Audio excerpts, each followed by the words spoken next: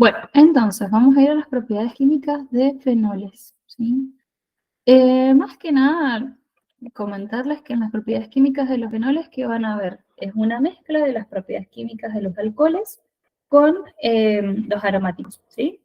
Entonces, si ustedes ya se estudiaron o cuando vayan a estudiar propiedades químicas de los alcoholes y propiedades químicas del benceno, esto es una combinación de los dos, ¿sí? Así que por eso voy a hacer un repaso porque ustedes ya han visto propiedades químicas tanto de alcoholes como de benceno, entonces es un repasito rápido. Bueno, acuérdense que entonces el fenol tiene dos partes, el oxidrílico y el benceno, ¿sí? Justamente vamos a ver algunas reacciones relacionadas con el oxidrilo y con el benceno por separado. Entonces, por ejemplo,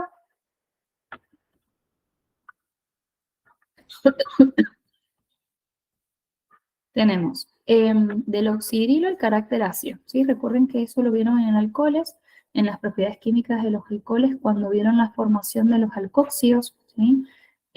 Tanto los alquinos como los alcoholes tienen carácter ácido. Carácter quiere decir que tienen la capacidad de ionizar, ¿sí? No que sean ácidos justamente, sino que se van a comportar de manera similar porque pueden ionizar, es decir, separarse de su hidrógeno. Fin. Después, formación de sales justamente está relacionado con ese carácter ácido. Fíjense, por ejemplo, puede reaccionar con un hidróxido, que yo les puse acá, con hidróxido se obtiene agua.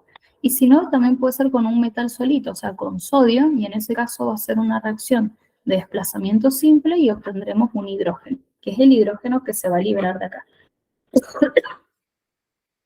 Entonces acá tenemos el hidróxido de sodio, cuando se ionice, ese oxidrilo se va a unir con el hidrógeno y va a formar agua. Y este oxígeno me va a quedar con carguita negativa que se va a unir al sodio de carga positiva y por eso se forma el fenóxido de sodio. Eso puede ocurrir con cualquier metal, ¿sí? No necesariamente sodio o potasio, puede ser con cualquier metal. Lo más común es que ocurra con metales del grupo 1, pero es posible con cualquiera. Después tenemos la formación de éteres o síntesis de Williamson, que esta también la deben haber visto. La vamos a ver después en éteres de nuevo, que fíjense que consiste en enfrentar el fenóxido de sodio, que en realidad es el fenol, pero bueno, es el fenol que después reacciona con el hidróxido de sodio, forma el fenóxido de sodio y después ese fenóxido de sodio reacciona con un halogenuro de alquilo, ¿sí?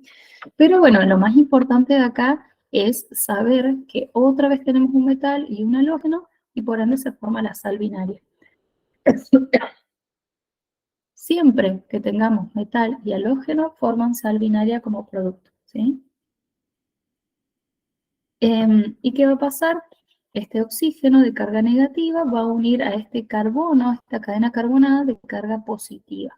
¿Por qué positiva? Y porque el halógeno era negativo. Siempre el carbono tiene su carga contraria al grupo al que está unido, ¿sí? Entonces el R se une al oxígeno y queda este compuesto que va a ser un éter justamente, ¿sí? Recuerden que el grupo funcional éter es el oxígeno con simples enlaces con cadenas carbonadas, que pueden ser cadenas alifáticas o cadenas aromáticas, ¿sí? O sea que acá puede ser un R cualquiera o puede ser un AR de aromático, ¿sí? O sea, puede ser un benceno, puede ser un metil, puede ser cualquiera, ¿sí?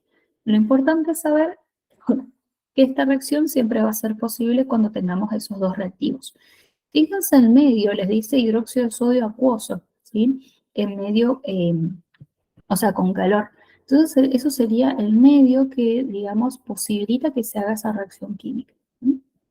Después la última, que es la formación de ésteres, que esto también lo han visto con los alcoholes, que es cuando el fenol reacciona con un ácido carboxílico, o sea, un alcohol que reacciona con un ácido carboxílico siempre me va a dar un éster, ¿sí?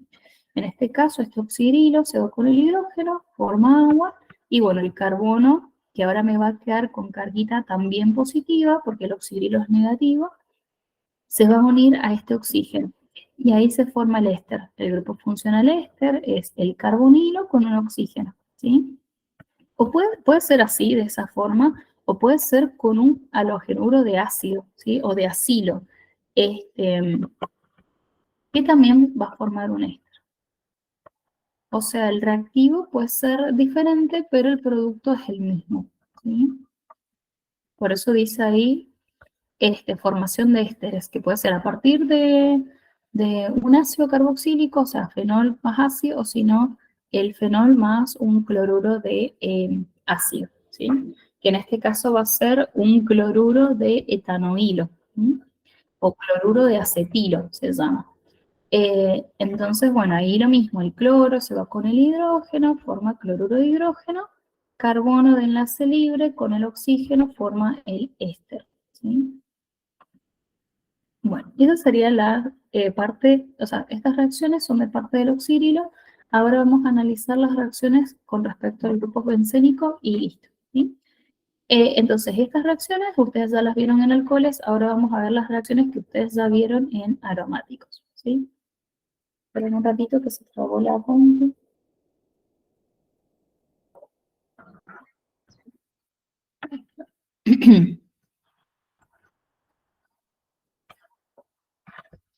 Bueno, entonces,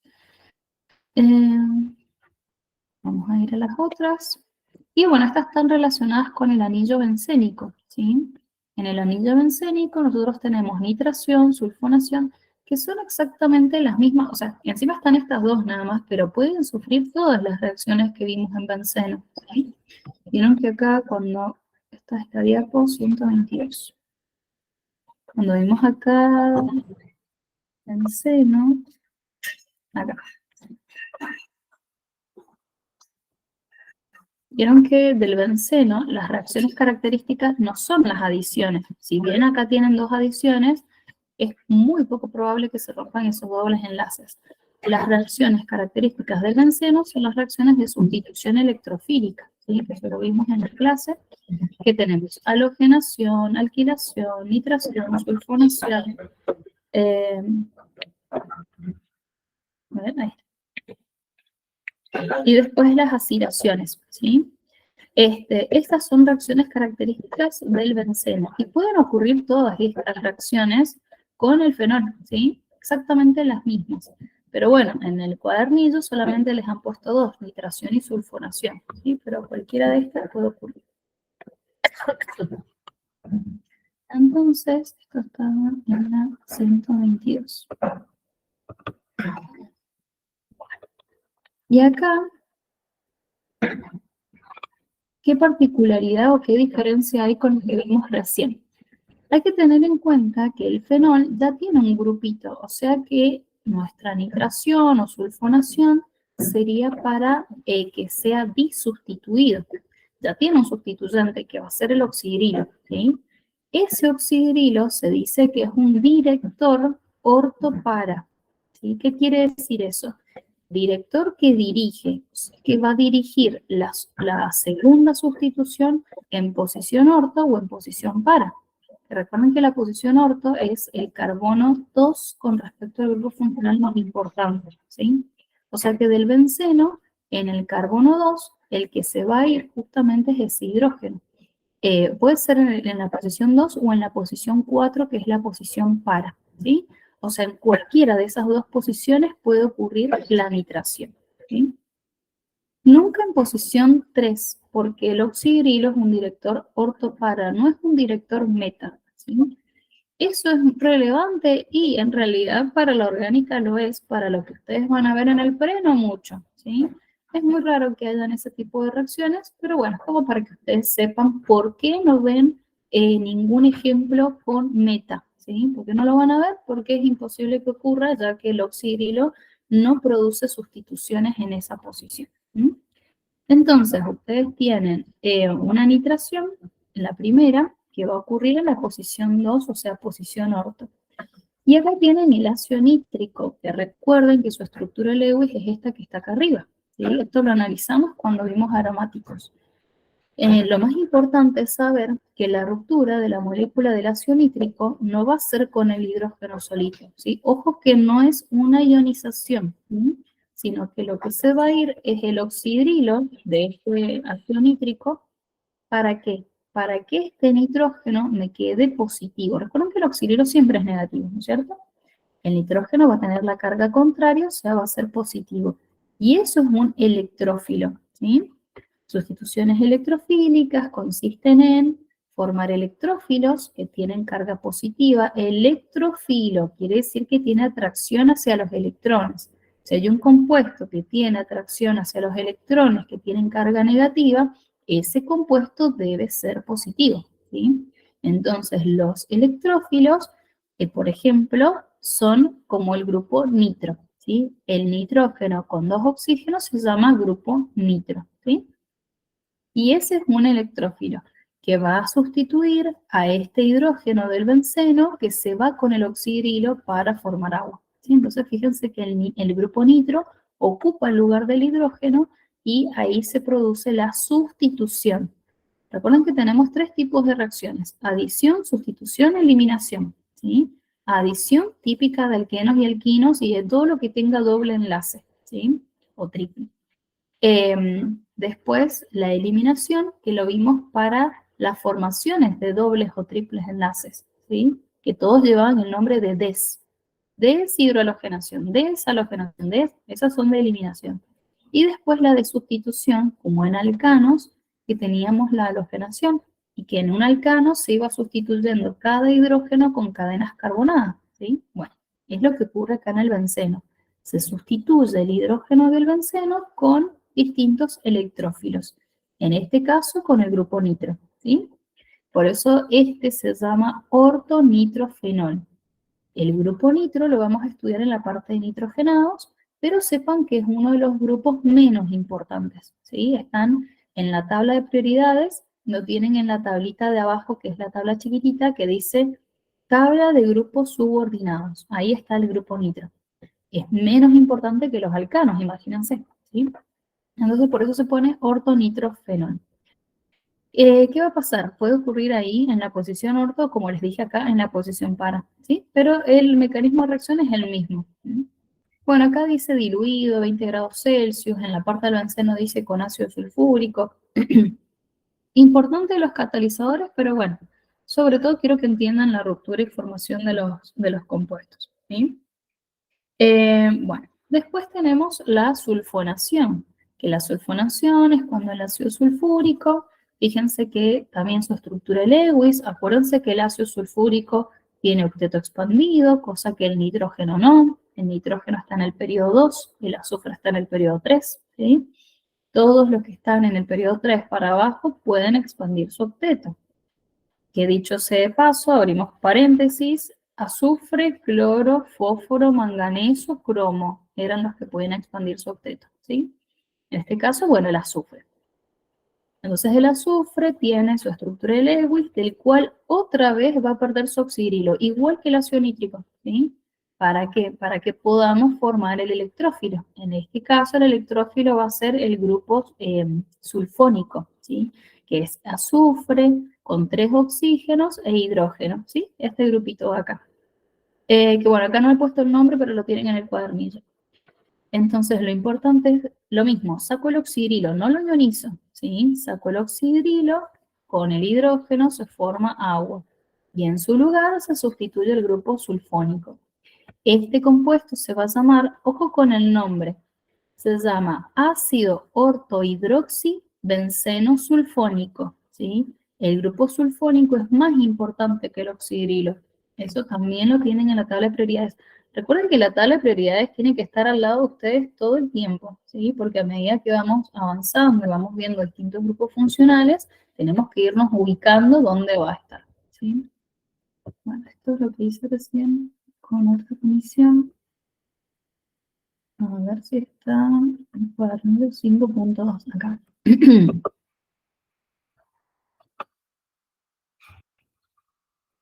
Bueno, me voy a ir a la tabla de prioridades porque quiero que lo vean, pero la idea siempre es que lo tengan al lado, a la tablita. Y mejor si lo tienen impreso, porque lo van a necesitar para nombrar, para hacer las reacciones, sobre todo para nombrarlo.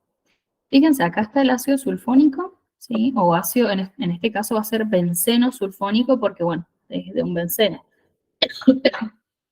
Pero puede ser de cualquier compuesto, ¿sí? Nosotros el único que vamos a ver es el benceno sulfónico, nada más. Y fíjense dónde está el alcohol, ¿sí? O el fenol. Entonces están re abajo, por ende son poco importantes, ¿sí? Entonces, si ustedes se van, recién estaba acá, cuadernillo. Voy a ir a la parte del fenol. Fenoles.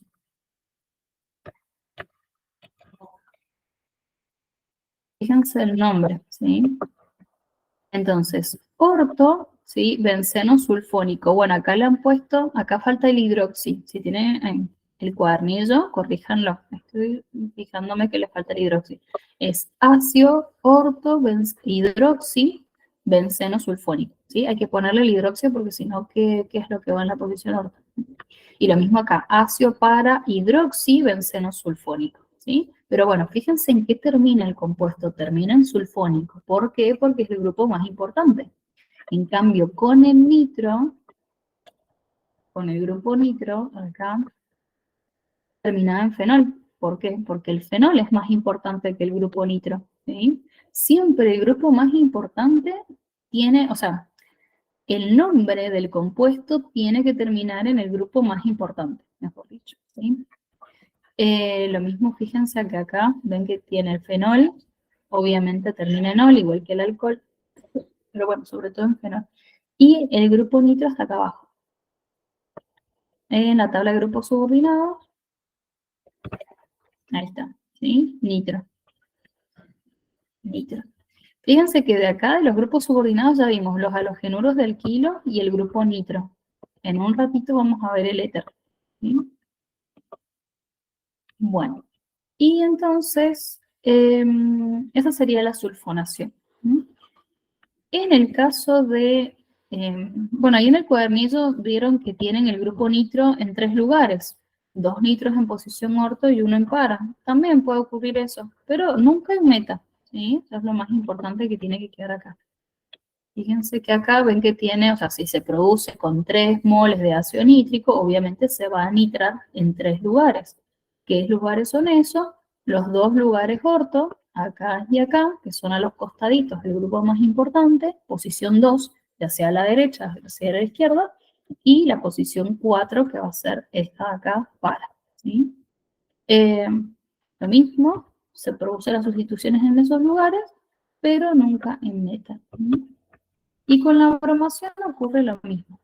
Se puede producir la bromación o halogenación, que así con ese nombre lo vimos en el benceno, se puede ocurrir la bromación en solamente una posición orto, en 2 posiciones orto, o en las 3, 2 orto y un para, ¿sí?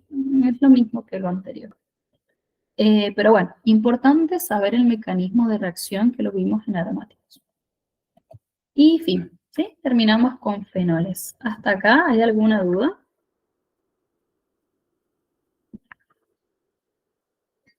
No, Estre.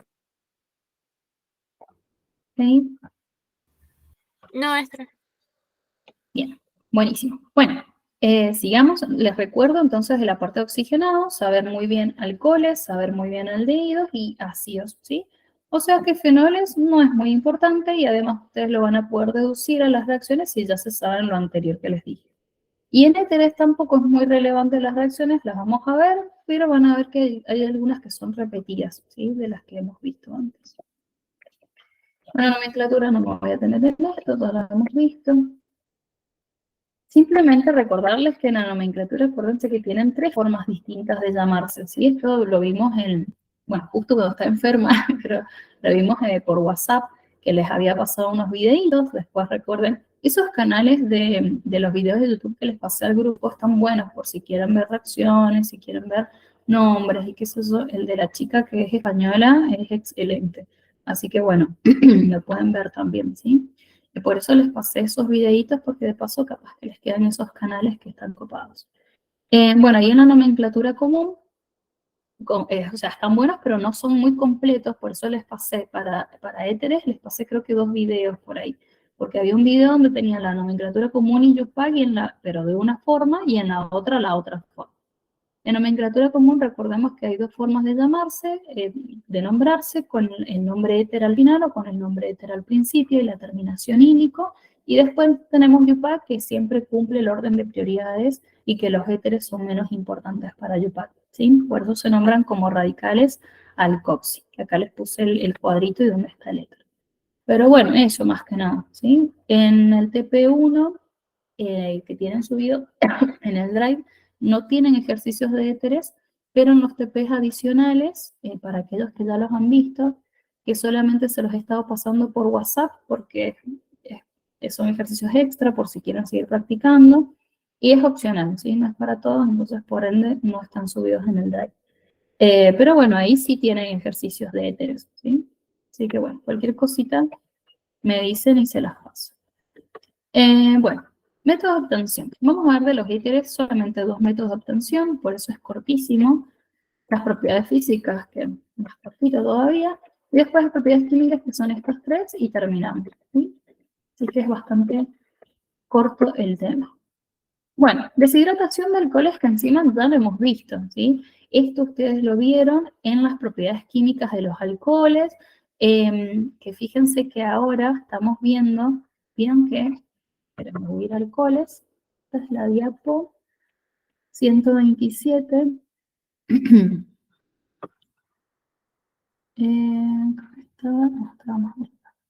Acá. En la diapo 109, que ustedes tienen las propiedades químicas de los alcoholes, ahí vimos la deshidratación de los alcoholes con ácido sulfúrico. No vean esto, solamente el recuadrito en negro nada más. Que acuérdense que tiene dos maneras de deshidratarse el alcohol. Puede ser para formar un alqueno, que lo hace a altas temperaturas, o puede ser para formar un éter, que lo hace a alta temperatura, pero no tan alta, ¿sí? Entonces, fíjense, un alqueno se forma a partir de 160, 170 grados, que se sale todo el oxidrilo con el hidrógeno del otro carbono, ¿sí? Fíjense, este oxidrilo con un hidrógeno acá se van y forman agua, me queda enlace libre acá, enlace libre acá, ¿sí? Y ahí se forma el alqueno. Y en el caso de formar el éter, bueno, tenemos 2 moles del alcohol porque necesito 2 cadenas carbonadas. Recuerden que el éter es el oxígeno en medio de 2 cadenas carbonadas. Que bueno, en este caso tenemos 2 carbonos de cada lado, ¿sí? Y el agua, obviamente. Esa reacción la hice hace un ratito para que se entienda mejor.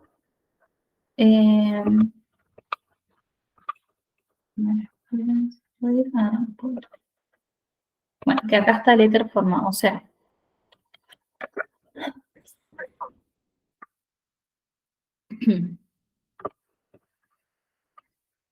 si yo uno esto de acá, ¿sí? Ahí tenemos el alcohol y este otro alcohol. Ahí, ¿sí? Entonces, fíjense, tengo este etanol con otro etanol, sus grupos funcionales están enfrentados y se va el oxidrilo de este con el hidrógeno de este. Eso es indistinto. Lo importante es que se vaya un oxidrilo o un hidrógeno, no importa de quién sea, ¿sí? Entonces se van justamente y forman agua, ¿sí?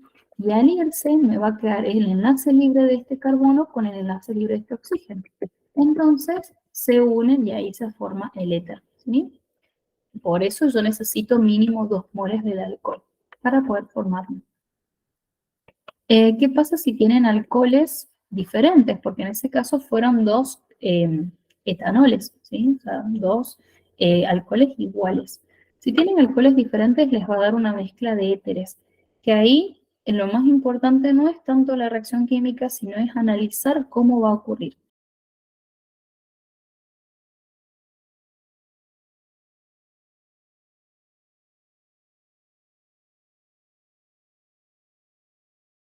No es que va a reaccionar una moleculita de etanol con una moleculita de metanol y listo, no.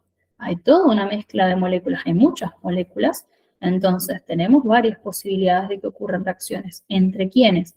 Y entre una molécula, como está acá, entre una molécula de metanol con otra de metanol, ¿sí? O de una de etanol con otra de etanol, o metanol con etanol. Todas las posibilidades, y si le agregara otro alcohol también podría ocurrir más, ¿sí? Pero bueno, no van a ver tan complejo tampoco. Simplemente saber que a partir de distintos alcoholes puedo obtener distintos éteres, justamente, ¿sí? Porque tenemos distintas posibilidades de combinarse. Y fíjense que acá les remarqué cómo se sacaría la molécula de agua para obtener los distintos éteres. Este sería un éter metílico o dimetiléter, ¿sí? Este es un éter etílico o dietiléter. Y este de acá es un etil-metil-éter, siempre en orden alfabético, o éter etil-metílico o metoxietano, ¿sí? Tiene 3 nombres posibles. ¿Sí? Bueno, y ese sería uno de los métodos de obtención de los éteres, que es lo mismo que tienen acá, ¿sí? En la 122 era... No, estaba más abajo. Ahí está.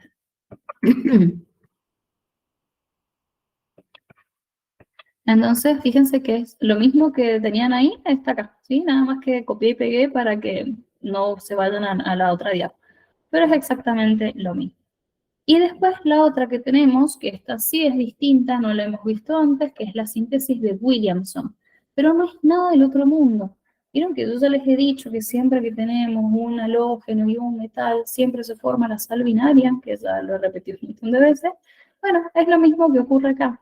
Un halógeno de alquilo con, en este caso, fíjense que esta es una sal, ¿sí? Es el alcóxido, porque justamente tiene esta parte oxigenada que se supone que viene de un alcohol con sodio, ¿sí? Esto, solamente ese reactivo, viene de la formación de alcoxios que lo vieron ustedes, nuevamente me voy a alcoholes, por eso ven que es lo mismo que les digo, si ustedes saben alcoholes, van a poder relacionar lo demás. Acá.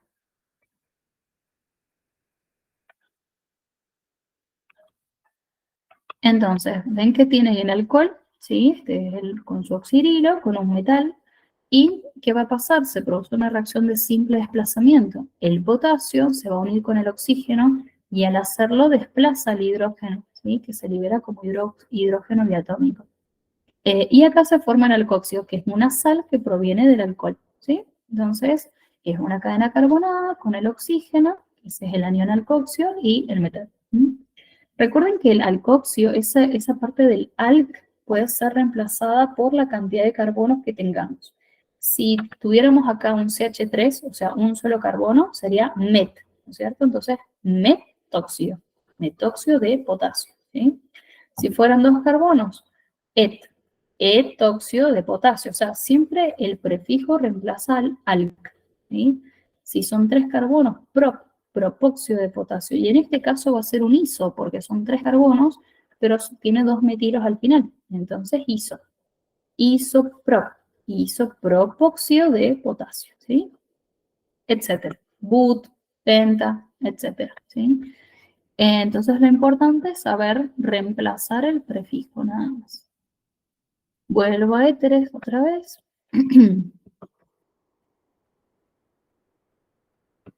Entonces, tenemos acá. Este de acá, fíjense, entonces son 3 carbonos. Alc, esa partecita la reemplazamos por prop. Propóxido de, y acá tenemos el metal, de sodio, ¿sí? Propóxido de sodio se llama este alcoxio. Y lo importante es, supongamos que tengo una reacción, no me sé el nombre, no sé qué tipo de compuesto es, pero sí sé que siempre que veo un metal y un halógeno se va a formar una sal binaria, ¿sí?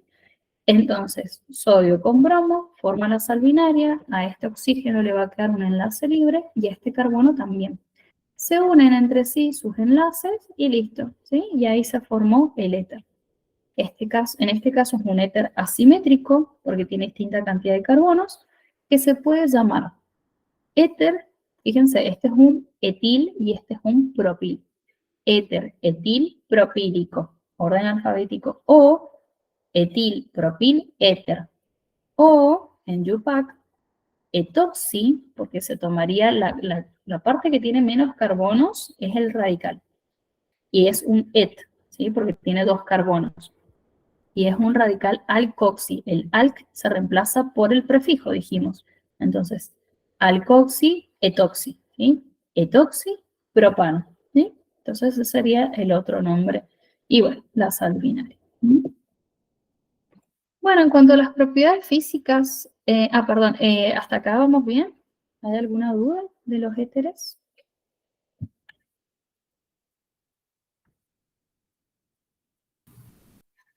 No. Ok, bueno, seguimos. Entonces, me voy a fijar, me han preguntado algo por acá. No, perfecto. Bueno, vamos bien con el tiempo, así que joya. Bueno, estados de agregación.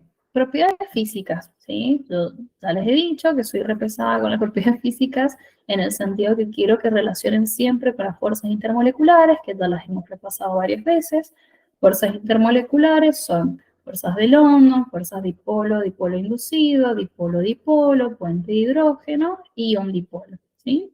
Dijimos que en alcanos las fuerzas intermoleculares que teníamos entre las moléculas, como eran apolares, son fuerzas de London, que eran las más débiles de todas, ¿sí? O sea, en el orden de energía creciente entre fuerzas intermoleculares, vamos desde las fuerzas de London, que son las más débiles, a las ion dipolo, que son las más fuertes, ¿sí? Y entre medio están las puentes de hidrógeno, que son las que vamos a ver muy seguido, digamos, en los oxigenados, ¿sí? Entonces nosotros habíamos dicho que puente de hidrógeno eran fuerzas intermoleculares muy fuertes y que por eso, como existían puentes de hidrógeno entre moléculas de alcohol, alcohol no éteres, de alcohol, los alcoholes tenían puntos de ebullición muy altos, ¿sí? Entonces eso es lo que hemos hablado hasta ahora. Entonces, justamente vamos a ver ahora nuestra tablita de temperaturas, ¿sí? Entonces, fíjense lo que yo les he marcado con azul. El pentano, alcano, 5 carbonos, peso molecular 72, punto de ebullición 36 grados. Éter tiene oxígeno, ¿sí? Tiene dos cadenas carbonadas, ¿no es cierto? 4 carbonos en total, peso molecular 74, punto de ebullición 35. Y el butanol, ¿sí? Que tiene oxidrilo, peso molecular 74, igual que este de acá, que el éter, porque recuerden que los alcoholes y los éteres son isómeros, son metámeros, ¿sí? Si eso no lo alcanzaron a ver en la clase, no hay problema, ya después vamos a tener una clase de isomería y lo vamos a ver bien. Pero son isómeros de función, ¿sí? El dietil éter con el butanol son isómeros de función. Y fíjense que por más que sean isómeros, quiere decir que tienen la misma cantidad de carbonos, misma cantidad de hidrógenos y de oxígeno, el punto de ebullición nada que ver uno con el otro, ¿sí? Cambian totalmente sus propiedades físicas. Este tiene 35 el éter y el del butano tiene 118, ¿sí? O sea, una diferencia abismal, más del doble. ¿Sí? Entonces, ¿qué es lo que quiero que vean con esto ustedes? Piensen lo siguiente, el éter es un grupo funcional que no tiene un oxidrilo, es un hidrógeno rodeado de carbonos, ¿sí? Por ende, no puede formar entre moléculas de éteres, no puede formar puentes de hidrógeno. Y para analizar el punto de ebullición, yo tengo que enfrentar molécula con molécula del mismo grupo. O sea, si quiero analizar cómo son las interacciones para el punto de ebullición de un alcano, va a ser alcano con alcano, ¿sí? Alcano con alcano, que va a ser el mismo. Por ejemplo, acá me están diciendo pentano. Bueno, será un N-pentano con un N-pentano, ¿sí? Si quiero analizar cómo es el punto de ebullición de un éter, dietiléter con dietiléter. Si quiero analizar el punto de ebullición de butanol, butanol con butanol, ¿sí? Entonces, ¿qué va a pasar? Cuando ustedes enfrenten un éter con el otro, fíjense en los dibujitos que les he puesto acá. Les puse punto de ebullición y de acá solubilidad, que después lo hablaremos. Punto de ebullición. Entre éteres no se forma puente de hidrógeno, ¿sí? Porque a veces ustedes ven el oxígeno y dicen, listo, se forma puente de hidrógeno. No, entre ellos no se puede formar porque ¿dónde está el hidrógeno? No tienen, ¿sí? Entonces, es muy importante ver eso. Por ende, los éteres son moléculas que son poco solubles, son moléculas apolares, ¿sí? Por más que tengan ese oxígeno, obviamente tiene polaridad negativa. Pero como tiene cadenas carbonadas a los costados, ¿sí? La parte apolar, que siempre la va a tener el carbono, va a ser mucho mayor. Entonces, debido a eso, ustedes van a tener que los éteres son moléculas apolares. Y si son moléculas apolares, van a haber fuerzas de London. Entonces, por eso que el punto de ebullición de un éter se parece al de un alcano, inclusive es menor, 35 grados Celsius, más chico que 36 del pentano, ¿sí? Por más que sea un isómero de función de un alcohol, por más que tenga un oxígeno, va a tener fuerzas intermoleculares débiles, ¿sí? Y por ende el punto de ebullición va a ser bajo. En cambio, en los alcoholes nosotros teníamos oxidrilos, y los oxidrilos son los que justamente van a establecer fuerzas puente de hidrógeno, ¿sí? Y debido a esos oxidrilos y a esas fuerzas puente de hidrógeno que se forman, es el punto de ebullición alto de los alcoholes, ¿sí? O sea que si lo ordenamos de menor a mayor, entre el alcano y el éter están ahí, ¿sí? Bueno, acá sale más chiquito, pero dependiendo del éter y del alcano como sea, están ahí, ¿sí? Son los de menor punto de ebullición. Los alcoholes, mayor punto de ebullición, y ya vamos a ver que los ácidos carboxílicos mayor que los alcoholes, ¿sí? Entonces, ¿por qué? Porque tienen oxidrilos. ¿Quiénes pueden formar puente de hidrógeno? Entre ellos, los alcoholes, como ya vimos, más adelante vamos a ver los ácidos, después las amidas y las aminas, ¿sí? Porque en la unidad 2, cuando vimos puente de hidrógeno, vimos que se podían formar entre aquellos que tuvieran oxígeno, hidrógeno, nitrógeno, hidrógeno, flúor, hidrógeno, ¿sí? Bueno, no vamos a ver ningún caso con flúor, pero sí con oxígeno, hidrógeno, que son los oxidrilos del alcohol, oxidrilos del ácido, nitrógeno, hidrógeno, que es el grupo amino, que lo tienen las amidas, que lo tienen las aminas, que ya las vamos a ver, ¿sí? Entonces, en ellos vamos a ver puntos de ebullición muy altos, ¿sí? Nada que ver con aquellos grupos que no tienen oxidrilos, como los éteres, como los aldehídos. Fíjense que el aldehído, butanal, 72, tiene 76 grados Celsius, es alto, más que un alcano, más que un éter, pero nunca más alto que un alcohol. ¿Por qué? Porque el aldehído no tiene oxidrilo, y la acetona tampoco, ¿sí? Menos inclusive. Entonces, es importante que ustedes sepan eso más que nada como para que lo razonen, ¿sí? Bueno, listo, eso sería como lo más importante. La solubilidad, acá sí veo si puede establecer o no puentes de hidrógeno con el agua, ¿sí? Para analizar cómo es su solubilidad. Pero si quiero analizar punto de ebullición es entre las mismas moléculas, ¿sí? Estado de agregación, acá les dice que los éteres son líquidos muy volátiles, punto de ebullición, pero ojo, líquidos muy volátiles con un solo carbono de cada lado, ¿sí? Si tiene más carbonos, ya la volatilidad va a ser muy baja. Punto de ebullición más baja que los alcoholes, porque no puede formar puente de hidrógeno, ¿sí? Acá está todo lo que les dije, puente de hidrógeno no se forma entre los éteres, pero sí con el agua, por eso que en su solubilidad el éter etílico es poco soluble. Mientras aumente esa parte carbonada, menos soluble va a ser, que es algo que lo habíamos visto en los alcoholes, ¿sí? Mientras mayor sea el R, menos soluble va a ser. Entonces, éter etílico poco soluble, y mientras mayor sea la cadena carbonada, menos soluble en agua va a ser y más soluble en solventes orgánicos, ¿sí? Para todos los oxigenados se cumple lo mismo, ¿sí? Bueno, eso. Bueno, propiedades químicas, y terminamos. Los éteres tienen carácter básico, esto lo vamos a ver en la última unidad, que es la de equilibrio iónico. Esto de los ácidos fuertes, débiles y las bases, y la teoría de Bronsted-Lowry, ¿sí? Que para aquellos que ya lo han visto, por ahí les resulta familiar. Bronsted-Lowry tenían definiciones para ácidos y bases que no son las mismas que vimos en la unidad 3, ¿sí? Así que ya lo vamos a ver más adelante. Les adelanto una partecita. Bronsted-Lowry dicen que las bases son aquellas que tienen la capacidad de captar hidrógenos, ¿sí? Ojo que en la unidad 3 habíamos visto que las bases eran los hidroxios, hidróxido de sodio, hidróxido de potasio, porque tenían la capacidad de ionizar y separarse del oxidrilo, ¿sí? Pero ya vamos a ver en la última unidad de química que esa es una teoría, que es la teoría de Arrhenius, que es otra teoría aparte. Hay tres teorías para la parte de ionización.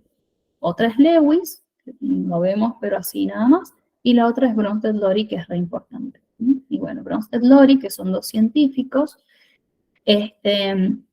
establecieron que las bases eran aquellas que podían atraer protones. Y fíjense que el oxígeno del éter, como les dije, ese es su polo negativo. Por más que en total, ¿sí? En la molécula en total, sea apolar, pero esa partecita del oxígeno solo es polar y tiene polaridad negativa. Debido a eso, puede atraer un protón y formarse esto que acá dice catión oxónico. Pero bueno, no es necesario formarlo, simplemente saber ese concepto de que los éteres se comportan como bases porque tienen la capacidad de atraer protones. Fin, ¿sí? Es necesario que sepan bien todo esto. Creo que lo tomamos igual una vez el año pasado, me parece que lo tomaron en el examen de acá del PRE, pero no es tan relevante tampoco. Con que sepan el concepto de qué es una base y cómo se comporta, que en realidad lo vamos a ver en la última unidad, con eso ya es importante esa parte. Después tenemos la otra que es ruptura carbono-oxígeno. Bueno, acá les puse ejemplos de éteres asimétricos y simétricos, pero bueno, vamos a ver esta que es la más fácil.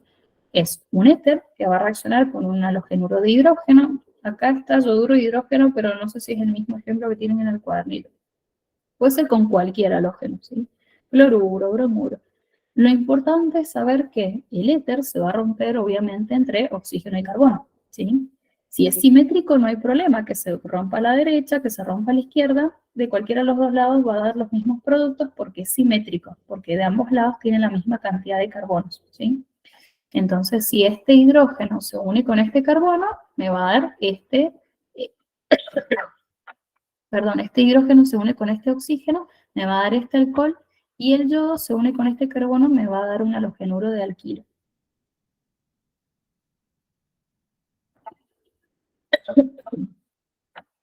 ¿Qué es lo que va a pasar? ¿Por qué se van a unir de esa manera? Porque cuando yo rompa el enlace oxígeno-carbono, el oxígeno es negativo, ¿sí? Dijimos. Entonces va a traer el hidrógeno positivo de ese yoduro de hidrógeno. Yo recién creo que dije otra cosa, pero bueno, este oxígeno es negativo y el carbono va a ser positivo. Como va a ser positivo el carbono, no va a atraer al hidrógeno. Ahí está, yo dije hidrógeno, no, ¿sí? Va a atraer al yodo, ¿sí? Porque es negativo. Siempre va a ser su carga contraria. Oxígeno negativo con hidrógeno positivo, carbono positivo, que no se lo puse acá, pero recuerden que siempre es lo contrario, con yodo negativo, o con cloro, con bromo, con el halógeno que esté. Siempre se va a formar un alcohol y un halógeno, ¿sí? En el caso de ser asimétrico, bueno, obviamente que se van a formar productos diferentes, porque yo puedo romper acá, y fíjense que acá tengo un carbono y acá dos. Entonces este hidrógeno, cuando se une al oxígeno, va a formar este alcohol de un carbono, y este halogenuro de alquilo con dos carbonos. Pero si yo lo rompo al otro lado, ¿sí? Entre carbono y oxígeno otra vez, pero del lado izquierdo, se va a formar un alcohol de dos carbonos y un halogenuro de un carbono. ¿Eso de qué depende del problema, de lo que a mí me digan? ¿Sí? Simplemente les puse ahí como para que vean que es posible cualquiera de los dos lados. Pero bueno, lo importante es que se forme un alcohol y un halogenuro. Eso sería lo más fundamental. Y como siempre, la oxidación es importante analizarla. Los éteres, cuando se oxidan, obviamente se va a romper el enlace entre carbono y oxígeno. Y fíjense, con un solo carbono va a pasar a aldehído o puede pasar a ácido inclusive, ¿sí? Pero bueno, acá les han puesto aldehído porque se utiliza un oxidante suave, un agente oxidante suave que es el dicromato de potasio.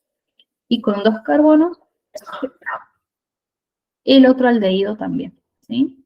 Pero bueno, obviamente sabemos que esos aldehídos se pueden oxidar a ácidos carboxílicos, ¿sí? Eso lo vimos en alcoholes.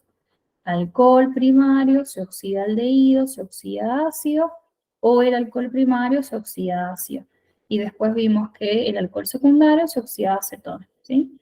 Entonces, como dije recién, un alcohol primario se oxida aldehído y el aldehído puede oxidarse ácido. Si yo ya obtuve aldehídos en los productos, también se podrían oxidar ácidos, dependiendo de lo que me diga la reacción, ¿sí? Pero bueno, creo que también lo tomamos en un momento en el examen del PRE, y les pusimos la oxidación de éteres da como productos, y ahí obviamente tienen que decir compuestos carbonílicos, como son los aldehídos, en este caso, o podría ser cetona también. Bueno, y listo. ¿Sí? Y ahí terminamos con las reacciones. ¿Alguna duda de lo que hemos visto?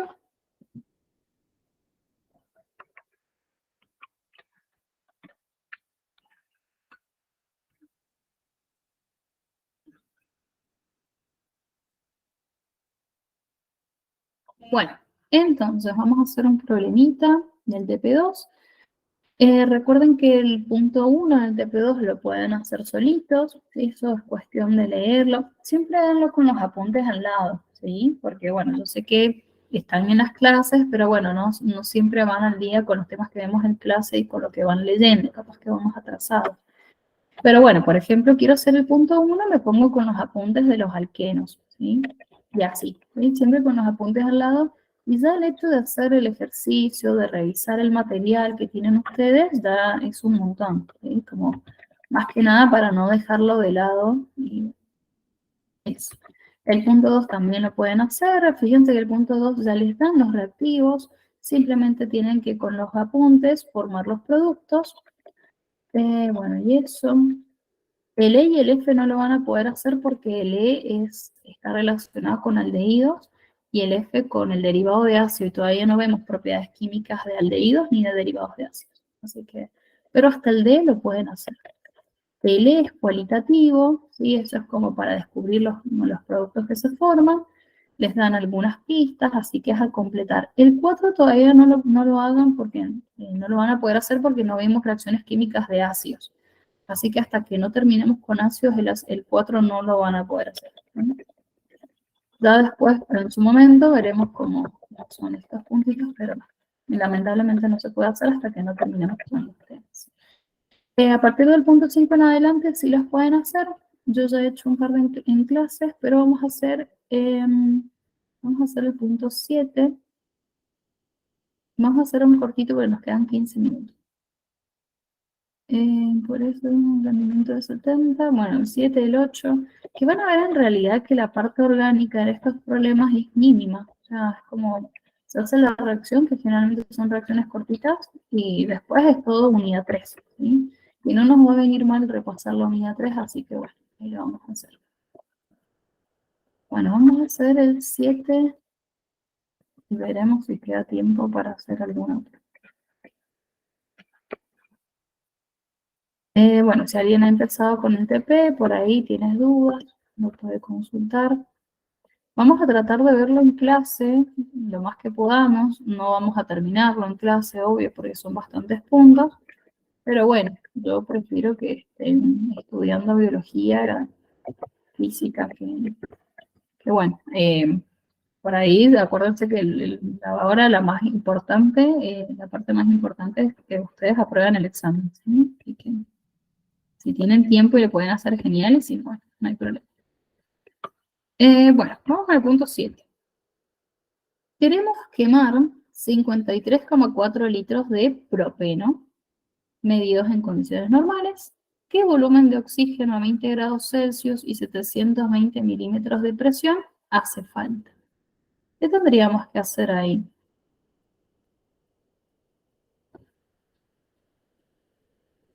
¿Qué significa eso de quemar? Es combustión, Estre. Perfecto, es una reacción de combustión, que dijimos que la combustión lo podían sufrir alcanos, alquenos, alquinos, bencenos, cíclicos, o sea, todos los hidrocarburos y los alcoholes, nada más, de oxigenados alcoholes, ¿sí? Entonces, justamente vamos a hacer esa partecita. Propeno, ¿cómo es la fórmula del propeno?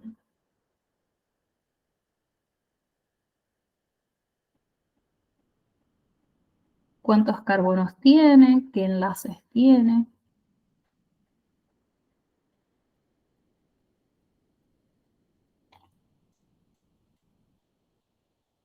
Si me dice prop. Estre tiene 3 carbonos y es un alqueno, así que tiene un doble enlace. Perfecto, muy bien, ¿sí? Eso. Entonces tiene 3 carbonos, se hacen el esqueletito así, ¿sí? O simplemente con carbono, colocan el doble enlace, que puede ser acá, o puede ser acá. Es indistinto porque son 3 carbonos, va a ser la misma molécula donde sea que ponga el doble enlace. Y por eso no me dice 1 propeno. No es necesario que me lo aclare porque es la única opción que tengo. Una vez que coloco los carbonos, coloco los dobles enlaces, los radicales, todo eso recién completo con hidrógenos al final, ¿sí? Y voy contando. Traten de no cometer errores con los hidrógenos porque por ahí les cambia un poquito el resultado. Siempre tengo que llegar a 4 enlaces. El carbono 1 ya tiene un enlace con el hidrógeno más un doble, o sea que 3 enlaces ya los tiene ocupados. Me va a faltar un enlace más para que tenga los 4 completos.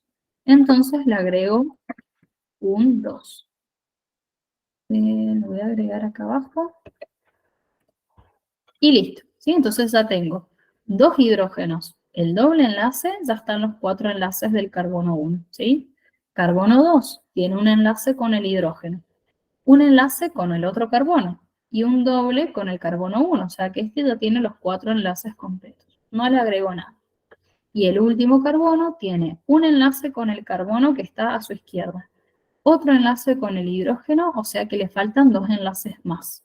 Los enlaces siempre se completan con hidrógenos, ¿sí? Entonces le coloco 3.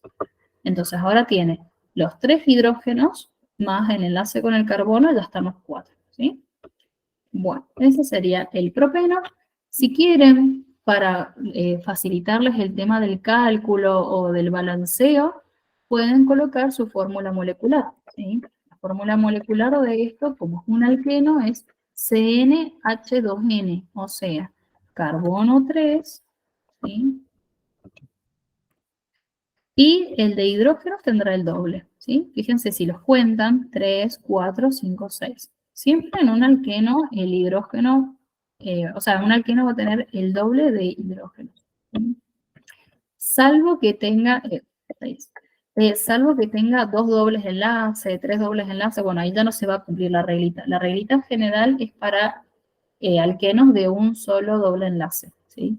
Y lo mismo pasa con alquinos. Su reglita general es para alquinos que tengan un solo triple enlace, ¿sí? Si tienen más dobles o más triples ya no se cumplen, ¿sí? Bueno, esto más oxígeno. Entonces, el oxígeno, siempre nuestro oxígeno biatómico. ¿Y qué va a pasar como productos? Que no me dice qué productos tengo, pero en la combustión, ¿cuáles eran los productos típicos que íbamos a tener?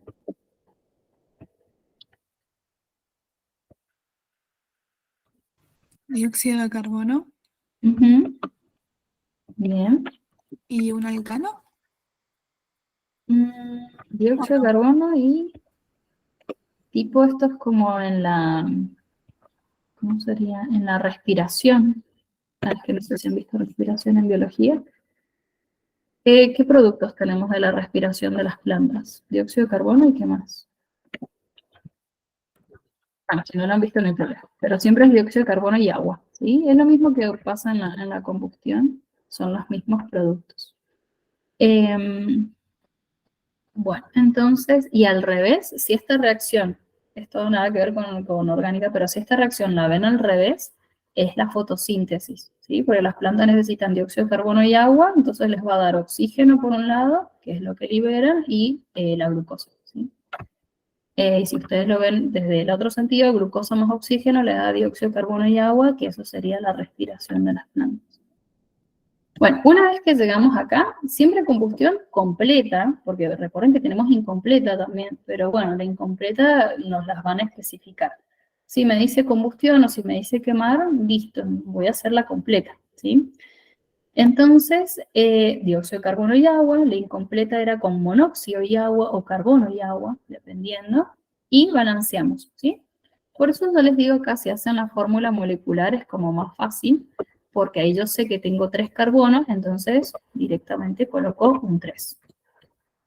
Igual la molécula es bastante pequeña, pero bueno, por ahí si la molécula es más grande, les conviene hacer la formulita. Y después los hidrógenos, tenemos 6 y acá 2, entonces acá sería 3 por 2, ¿sí? 3 por 2, 6, y después los oxígenos, que van a ser 3 oxígenos acá, 3 por 2, 6, o sea, 6 más 3, 9 oxígenos. ¿Y qué pasaba acá? Porque me dio impar. ¿Qué hacíamos con eso? ¿Está bien? Igual balanceado, 3 por 2, 6, 6. 3 carbonos, sí. 3 por 2, 6, más 3, 9. ¿Qué hacía ahora? ¿Te acuerdas? Tengo dos opciones. Puedo colocar el 9 acá, ¿sí? Que fíjense que se va a multiplicar obviamente por 2. Entonces 9 por 2 me da 18. Si pasaba eso, lo que podía hacer era multiplicar a todo lo demás por 2, ¿sí? O podía colocar una fracción, ¿sí? Que sería 9 medios. Voy a poner acá 2.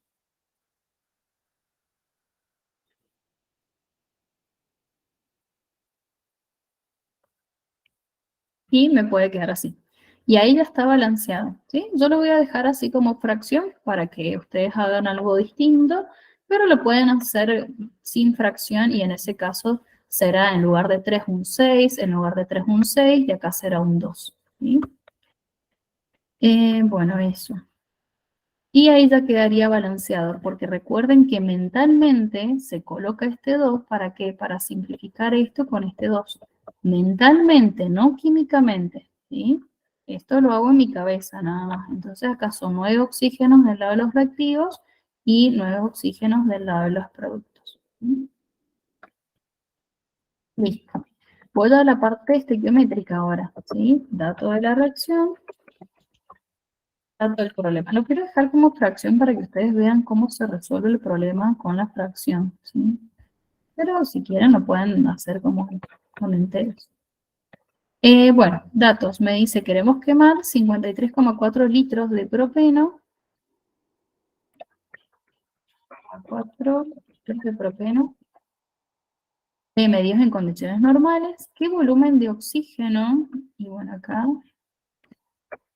volumen de oxígeno a 20 grados Celsius. Y 720 milímetros de mercurio de presión hace falta, ¿sí? Entonces, lo que yo tengo que calcular es el volumen del oxígeno a partir de los litros del otro reactivo. ¿Qué les conviene hacer acá?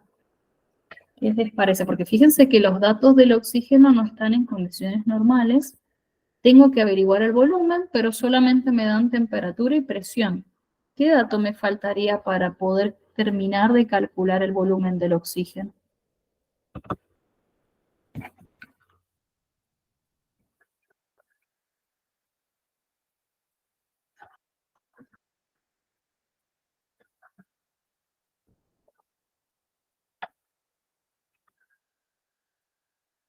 Exacto, muy bien, los moles, ¿sí? Entonces, si yo necesito calcular los moles, ¿por qué? Porque voy a necesitar la fórmula del gas ideal. P por B es igual a N por R por T, ¿sí? Entonces, yo ya estoy viendo, a ver, presión ya lo tengo. Volumen, justamente es lo que tengo que averiguar. Número de moles no lo tengo. El R siempre ya lo sabemos. Y temperatura ya la tenemos. No puedo tener dos incógnitas, volumen y moles. Una de las dos lo tengo que sacar. Justamente, moles, ¿sí? Entonces, para eso, vamos a correr esto. Tienen dos opciones también, o varias en realidad, pero esos litros del propeno los pueden pasar a moles, ¿sí? O lo dejan en litros y hacen la relación con moles con el oxígeno, eso depende de cada uno. Yo lo voy a pasar por las dudas, que lo quieran ver, pero lo pueden hacer de manera directa también, ¿sí? Acuérdense que si lo van a hacer de manera directa, ustedes acá tienen un mol de propeno. Entonces tienen en este caso 22,4 litros, ¿sí? Y bueno, y acá tienen 9 medios. 9 medios, ¿cuántos moles serían? 9 dividido 2, o sea que sería 4,5 moles, ¿sí? Y ahí, listo. Ya hago la reglita de 3 y 22,4 litros reacciona con 4,5 moles de oxígeno, 53,4 con 4 y ya me da los moles, ¿sí? Eso sería de manera directa. Si no lo quieren hacer así, quieren pasar los litros, lo pueden hacer también. 22,4 litros, ¿sí? Es el volumen de un mol. Entonces, 53,4 litros, ¿cuántos moles? ¿Sí? Y sería 53,4 por, bueno, 1 dividido directamente 22,4. Me da 2,38. ¿Sí? 2,38 moles. Entonces, bueno, acá borramos esto y ponemos un mol de este reacciona con 4,5 moles. Entonces, 2,38 moles con cuánto, ¿sí? Da lo mismo de cualquiera de las dos maneras que lo haga. Ahí ese y acá este otro. Entonces sería 2,38 por 4,5. 2,38 por 4,5 me da 10,71 moles. ¿Sí? Esos son los moles de oxígeno. Y bueno, y ahí reemplazo, o sea, transformo 20 grados Celsius, transformo la presión a atmósferas y lo calculo. ¿Sí? Bueno, chiquis, justo he llegado a tiempo. ¿Alguna duda de lo que hemos visto hasta acá? Fíjense que en los problemas, vuelvo a repetir, esa reacción de combustión no es nada complicada. Hay algunas reacciones que son así, ¿sí? De sencillas, de cortitas. Y bueno, lo más fundamental sería repasar la unidad 3. Bueno, en este caso fue bastante tranquilo el problema, pero hay algunos que tienen rendimiento, como por ejemplo el problema 8, que les da la reacción del acetileno, y ahí quizás tengan que fijarse en el apunte cuál es la reacción del acetileno con el carburo del calcio, o sea, cómo está formada esa reacción, y después les da la parte del rendimiento, ¿sí? Pero bueno, era un poquito más larguito, no la quería hacer ahora por cuestión de tiempo. Pero bueno, será cuestión de fijarse en los apuntes, plantear la reacción y después se van a la unidad 3, ¿sí? Así que bueno, ¿algo que quieran preguntar antes de terminar la clase? No, maestra. Ok.